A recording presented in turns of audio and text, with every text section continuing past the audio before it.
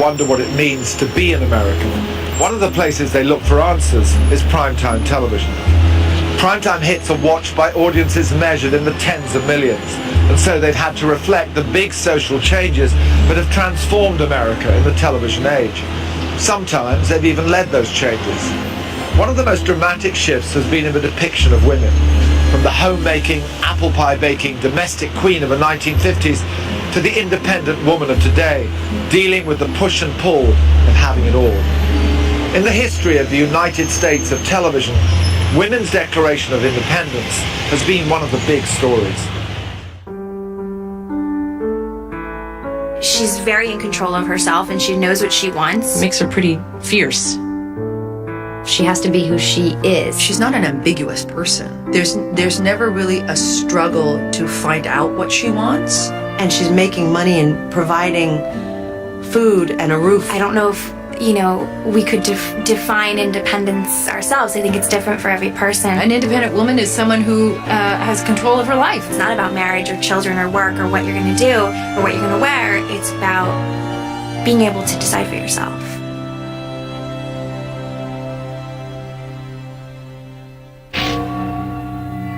There is nothing wrong with your television set. Do not attempt to adjust the picture.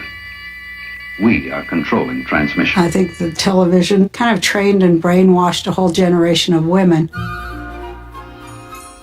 Society has always put a lot of pressure on women to present a perfect image of themselves physically, the perfect wife, the perfect mom. You always keep a nice house, and I'm proud to bring my friends over. Well, thank you. I'm always glad to have them. For me, it's like I grew up knowing that I would never be a successful wife and mother the way that it had been portrayed on TV. Wow, what's this? Apple juice, sir, for that tired ache of a feeling. I think those images from television of these model women still make us feel bad somewhere deep inside. That somehow we're not living up to this ideal of womanhood and motherhood and wifeness. Those women are great. Donna Reed is so beautiful, and Mrs. Cleaver is such a great mom, and I will be a failure. That image of perfection was false. I don't think anything's deliberate or conscious.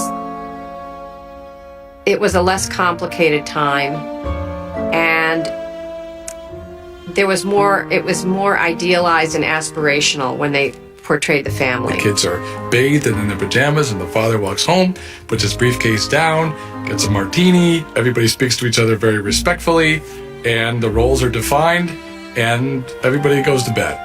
Good night. Often in separate beds. Good night. On television of my childhood, it was still there where it showed the mother covering up everything to make the father feel like he was the man or whatever that means. I want you to know that your father's a wonderful father, and I couldn't have asked for a better husband. But he's still a male. Well, naturally. And a male likes to feel that he thinks up all the ideas.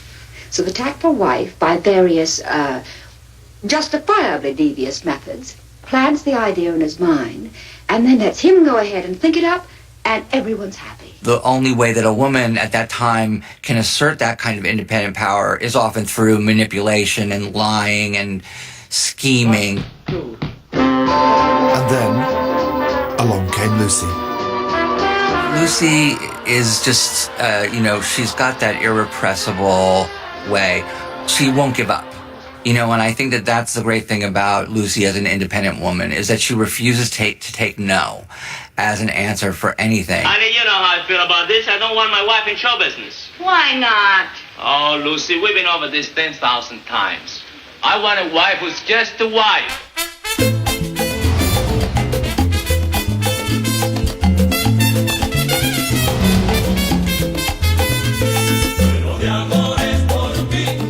I Love Lucy showed the nuts and bolts and the sort of the underside of marriage and the frustration and the eternal struggle between men and women. What she was, and at that time, she would just be fearless with what she did, because she was so broad but subtle at the same time. Nobody's quite done the same thing. Nobody's funnier than Lucille Ball. Probably the greatest television comic. She she showed all the longing for fame and money, you know, being in Ricky's band and the ego stuff, and then she always got knocked down. Now look, Lucy, we're not gonna go all over this again.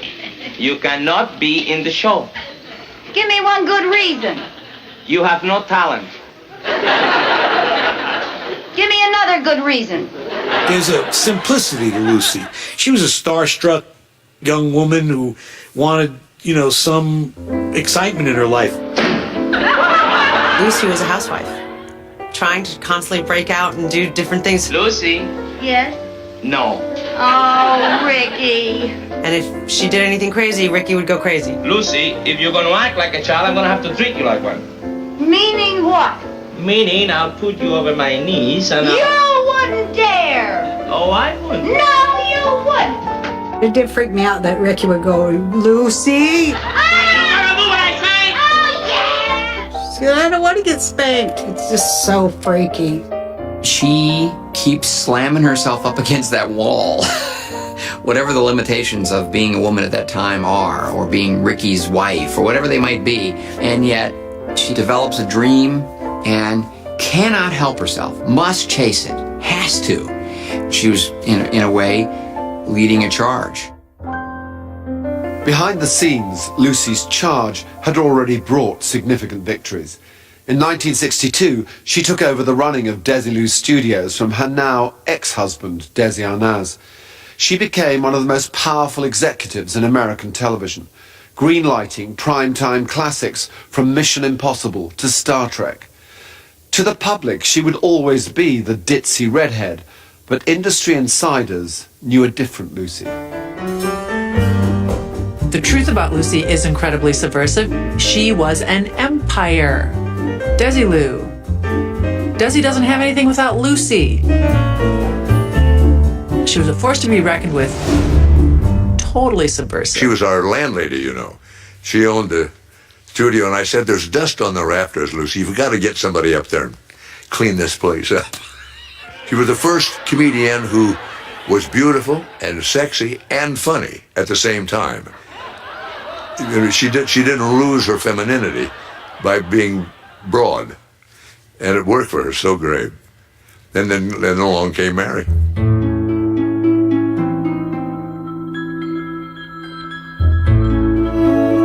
Finding Mary was the tough thing. I saw about 60 girls, really 60 girls. I had had one failure after another. I would go in and read for something and think it went well, and then I wouldn't get the part. And I said, Sheldon, I don't know what I'm looking for. You will when you see it. And I got this phone call from my agent saying, Carl Reiner, and my heart started pounding. And she walked in my office one day and read 2 lines. And he got this look in his eyes like I have never seen before. And I grabbed the top of her head and I said, come with me. And she got scared. She thought I was going to accost her.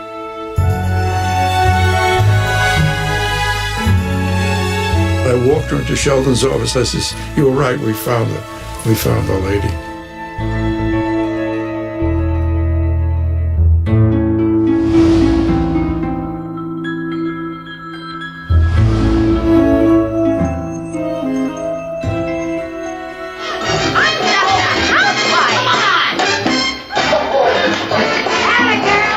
We wanted her because she had a style about her, and she was a very modern lady in those days. She wore capris.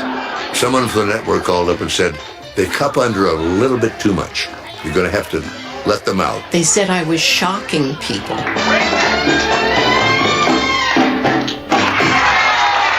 I had been an actress who did very small parts on dramatic shows. I had no comedy background. All I could think of when I first got to work with that raft was what would